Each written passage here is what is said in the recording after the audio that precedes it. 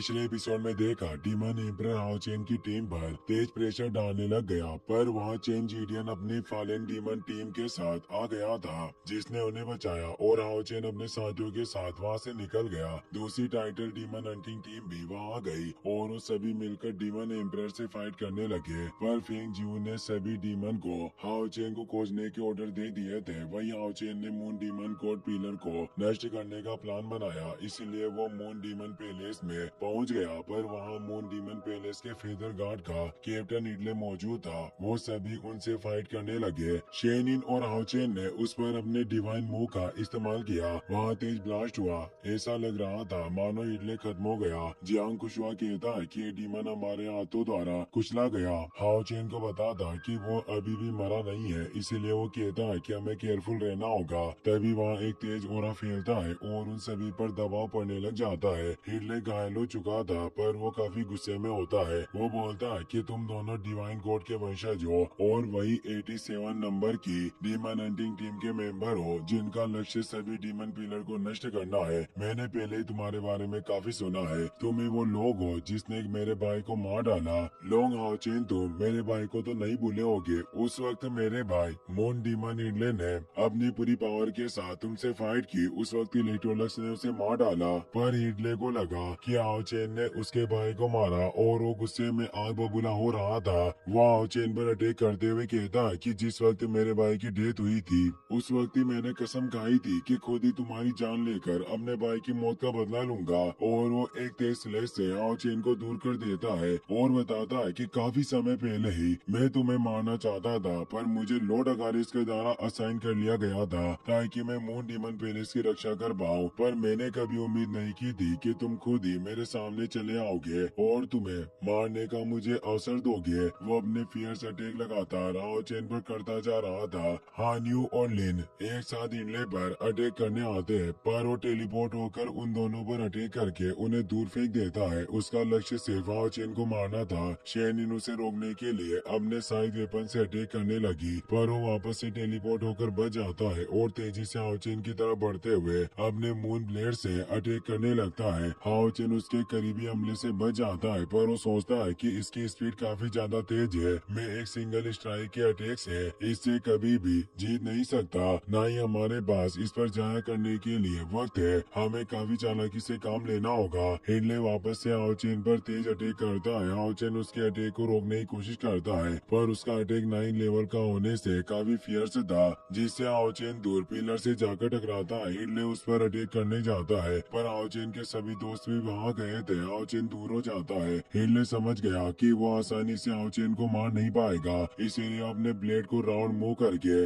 अपने डोमेन को एक्टिवेट कर लेता है, जिससे समय थम जाता है और सभी फ्रीज हो जाते हैं। वो बताता है कि मेरे इस डोमेन के अंदर हर कोई जिसकी स्पीड मुझसे कम है वो काफी ज्यादा स्लो हो जाएगा। अब तुम सब मरने वाले हो। वो स्पाइक से उस पर अटैक करता है। शेनिन को हाओचेन की काफी फिक्र हो रही थी। हिडले तेज स्लेश से हाओचेन को मारने के लिए बढ़ने लगता है और कहता है कि हाओचेन, मेरे हाथों से मरना तुम्हारी नियति है जिसे कोई नहीं बदल सकता। मेरे भाई का बदला आज पूरा होगा।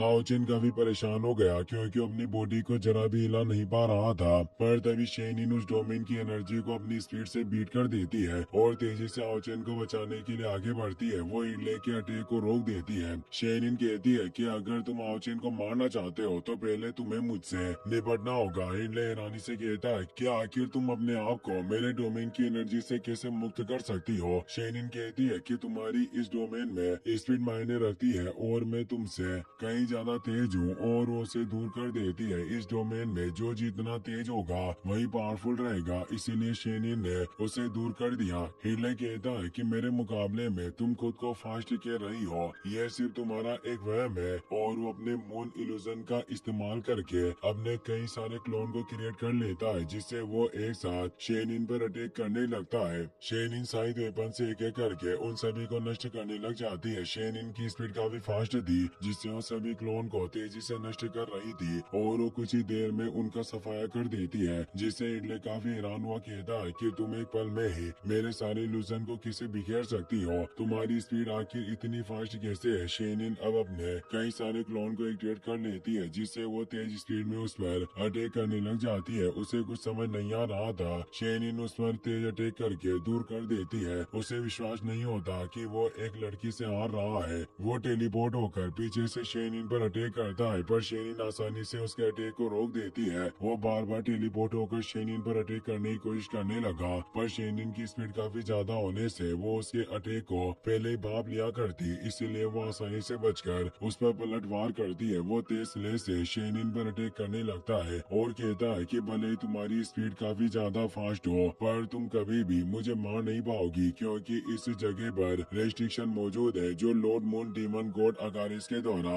इस मून डीमन पैलेस पर लगाया गया था, और वो उस पर रेस्ट्रिक्शन एनर्जी से दबाव डालता है जिससे वो अपनी इमेजिन पावर का इस्तेमाल नहीं कर सकती थी। वो कहता है कि तुम अब एक असेसिन होने के बावजूद भी बेकार हो, और वो एक तेज स्लेज से उस पर अटैक करने लगा। शेनिन उस दबाव को सहन करते हुए कहती है कि भले ही तुम मेरी इमेजिन पावर को मिटा दो, पर तुम मेरे 7 डीमन गॉड आर्ट्स को नहीं रोक सकते। और वो अपने 7 डेथ गॉड आर्ट के पॉजिटिव और नेगेटिव किलिंग बैरियर को एक्टिवेट कर लेती है, जिससे वो शेनिन के चक्रव्यूह में फंस जाता है और शेनिन पर एक तेज स्लेज से उसका काम खत्म कर देती है। सभी ये देखकर काफी खुश होते हैं। लिन कहता है कि वाइस कैप्टन, आपकी पावर वाकई कमाल की है। आओ चेन कहता है कि हमारे पास वक्त की काफी कमी है, हमें जल्दी से मून डीमन पिलर को ढूंढना होगा। और वो उस जगह से आगे बढ़ जाते हैं और उस जगह पर पहुंच जाते हैं जहां पानी के बीच में मून डीमन पिलर मौजूद होता है, जो एक चांद की तरह गोले से अपनी एनर्जी बिखेर रहा था। हाओ चेन जल्दी से हाव्यू को बाहर निकालता है और कहता है कि तुम्हारा वक्त आ गया,